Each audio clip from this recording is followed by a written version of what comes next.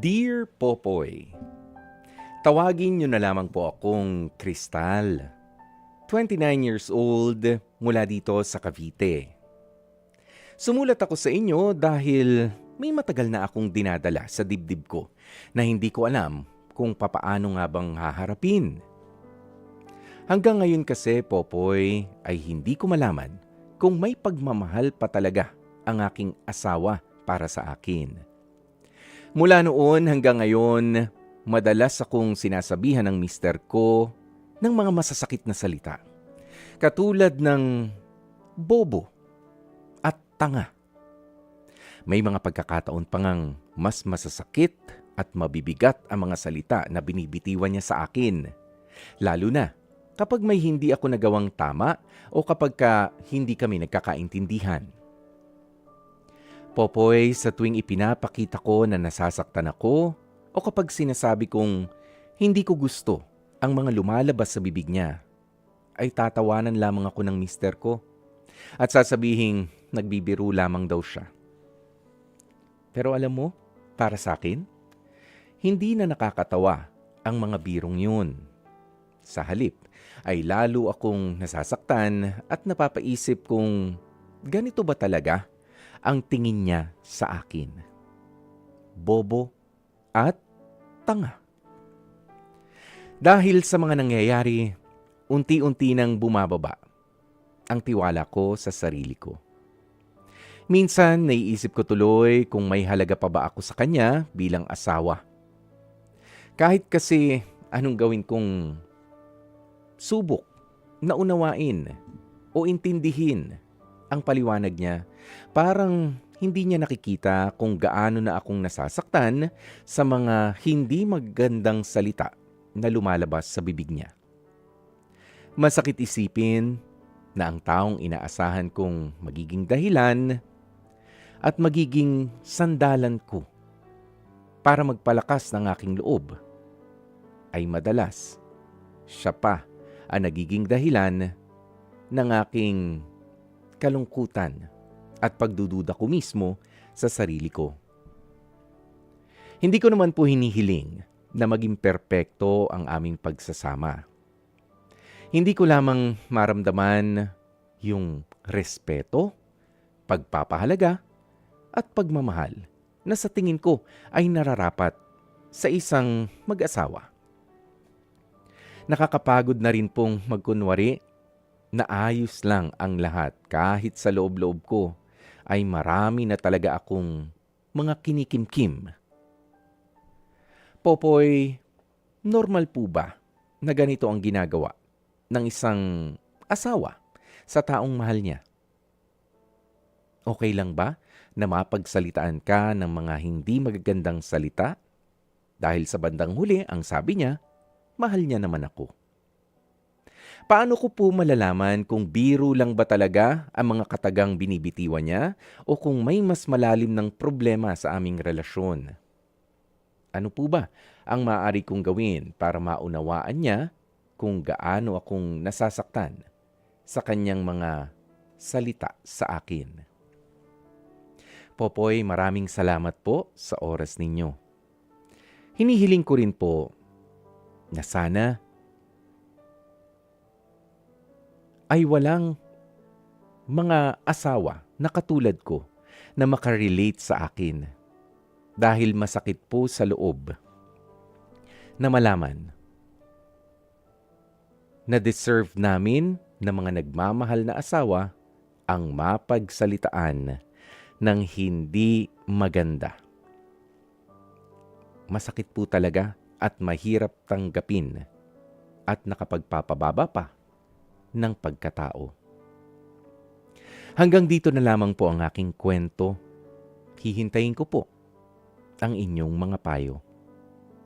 Lubos na gumagalang, Kristal. Itong si Kristal ay hindi na matiis ang mga masasamang mga lumalabas sa bibig ng kanyang asawa mismo, kay mister. 'Di ba? Katulad na lamang, yung salitang bobo Ayan, o kaya yung tanga. Ayan, kapag ka nagkakamali o kapag ka meron silang pinagtatalunan. But at the end, sa huli ng kanilang pag-uusap, kapag ka sinitan niya raw si Mister, ang sinasabi, biro lang naman yun. Pwede ba yun? Oo, nasasabihan mo yung asawa mo ng bobo o tanga o meron siyang pagkakamali nga na sinabi, hindi maganda. Ever. Opo, yung pagsalitaan mo, yung taong mahal na mahal mo. I don't know kung ganyan na kayo mag-usap nung nagliligawan pa lamang kayo. O kasi nung nagliligawan pa lamang kayo, nanunuyo si Mister. Pero kung ganyan ang kanyang mga salita, hindi maganda. Baka pinalampas mo noon. Baka naman cute ang dating pa. Pero hindi. It's never cute. It's never okay na ikaw ay pagsalitaan ng ganyan. Sa kahit anong klase ng magjowa pa lang kayo, mag-boyfriend, girlfriend, mag-asawa na. Lalo pa ito, mag-asawa na. O lalo pa, hindi mo lang nabanggit, Crystal, Oo, kung meron na kayong mga anak. Hindi rin maganda na naririnig ng mga bata na pinagsasalitaan ka ng asawa mo mismo ng mga ng ganitong mga pang-describe sa'yo. Talaga naman nakakababa ng pagkatao. Pero kung ano nga ba ang gagawin mo, huminahon ka. Salamat at huminahon ka muna at lumayo. Lumayo, sumandali. Hindi po masama na lumayo, lalo na kapag sinabi sa'yo, biro lang naman yun. Hindi, lumayo ka at iparamdam mo sa kanya na talagang iba yung sama ng loob na nararamdaman mo na, Crystal. Oo, kasi maganda rin na tayo ay nagsiset ng boundaries. Okay? Hindi okay na sabihan mo ako ngayon ng bobo o tanga at huwag mong iisipin na bukas ay magiging okay na sa akin dahil nakasmile na ako. 'Di ba? Huwag. I-set mo na agad yung boundaries. Huwag mo na uling sasabihin sa akin yan, kundi mag-aaway tayo o hindi kita kakausapin. Okay yun. Ha, Crystal? O ganun ang itakda mo na yung hangganan. Hindi ko talaga malunok yung mga ganyan mga kataga. At sabi mo nga, meron pa mga mas malalala na mga salita na hindi na natin pwedeng banggitin dito sa radyo. Ang sinasabi sa'yo nung asawa mo, wag kayong papayag. Minsan tayo rin po kasi, hindi naman sa sinisisi kita, Crystal, at doon sa mga katulad nga ni Crystal, minsan pinapalampas natin. 'Di ba? Merong mga bagay na mapapalampas tayo. Lalo na kapag bulaklak na ng dila ng ating mga partner yung mga ganitong kataga, yung bigla napapamura pero hindi directed sa iyo. Oo, yung mga ganyan. O sige, palampasin na yan. Hindi naman ikaw ang minura. Pero dapat din na sinisita sila. Lalo na at merong mga bata na nakikinig. 'Di ba? Meron na kayong pamilya na binubuo. Iisipin ng mga bata, okay lang pala yung mura ng mura. Okay lang pala na nilalait-lait ni tatay itong nanay Crystal ko. 'Di ba? Hindi pwede yun. Huwag sasanayin. Okay? At syempre, pwedeng, sabi nga ni Crystal, nakinig naman siya doon sa dahilan. Pero ang dahilan, biro lang. Well, sabi mo sa kanya, kung biro man yan, hindi siya nakakatawa. Kasi ang mga biro, dapat nakakatawa or dapat gumagaan ang loob mo. Ito ay nakakapagpabigat na ng loob mo. Bumababa pa ang tingin mo sa sarili mo bilang isang asawa, bilang isang ina, bilang isang tao. Hindi biro yun. Ang biro, 'di ba? Dapat yan ay magbibigay ng ngiti sa atin. Gagaan yung loob natin. Hindi nga. Kaya hindi justifiable na biro ang sinasabi ng asawa mo.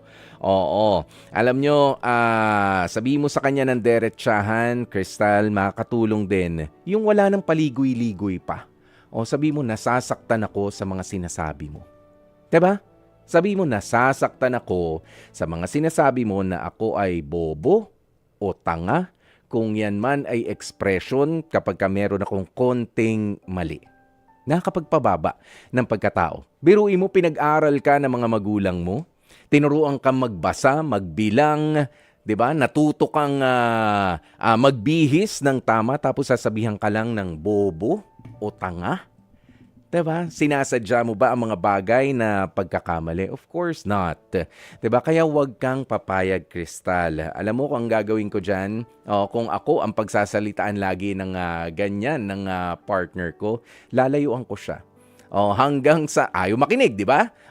Dahil nandiyan ako easy access lang, ikakatukin ka lang, kakausapin ka. No. Huwag mong pansinin muna. Yun ang mas maigi. Huwag mong pansinin hanggang sa talagang ma-realize niya rin na ito na, ganito na kalala yung ginagawa mong pananakit sa loob ko na ayaw na kitang kausapin muna. Diba? Pwede yan, Crystal. Alam nyo, mahirap din yung maging masyadong mabait.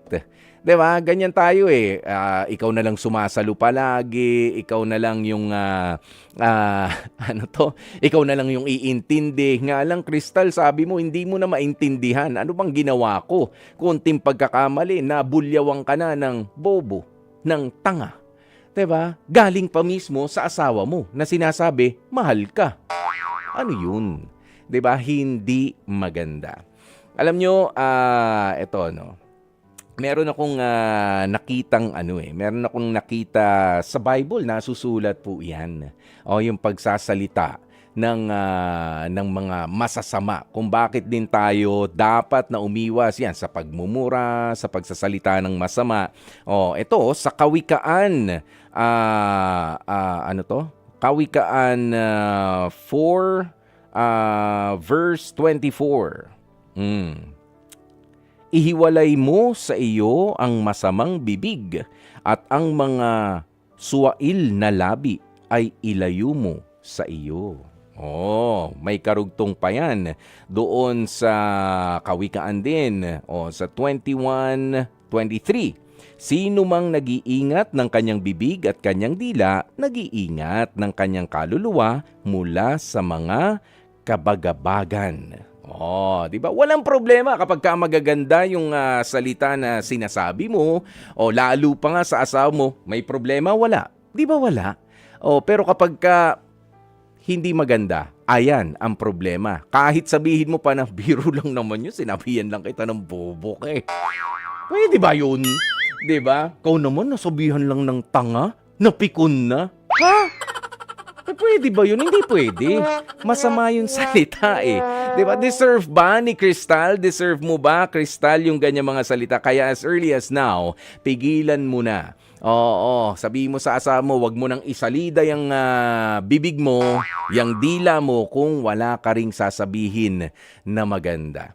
Diba may kasabihan na ganyan? Kung wala kang sasabihin na maganda, wag ka na lamang magsalita. Pwede rin yun. Expression mo yan, bulaklak ng dila, well, hindi maganda. At yan yung bulaklak ng dila na pwede nang tagpasin. Yan yung pwede nang tanggalin. Hindi na yan nakasanayan, nakakasira na siya. Diba? Yan ang i-explain mo, Crystal, nang may tapang at merong conviction sa harap ng asawa mo. Kasi, alam mo, mahirap na maniwala ka sa sinasabi niya na ikaw pala ay bobo at tanga. Sabi mo masakit na. Mas maganda yung sabihing mahal kita, susuportahan kita, at nire-respeto kita. Walang respeto sa pagsasabi sa isang tao ng bobo at tanga. Ganyan tayo kapag kami nakakaaway, di ba? Na hindi natin kakilala. Minsan lumalabas sa atin, dahil sa nagpapataasan ng pride, bobo, tanga. Yan yung mga sinasabi natin para asarin, para galitin yung kaaway natin. Hindi ganyan ang salitaan ng mga mag-asawa na hindi lamang nagkaunawaan. Okay? Hayaan mo na matuto sa'yo, Crystal, itong si mister mo. Mga kapatid, patuloy po kayong tumutok sa 105.9 True FM para sa mga totoong balita, impormasyon, music, and entertainment. Mag-subscribe sa aming YouTube channel at podcasts at sundan nyo rin kami sa Facebook, Instagram, X at TikTok sa @TrueNetworkPH. Bisitahin ang aming website sa truefm.ph. Kami ang 105.9 True FM.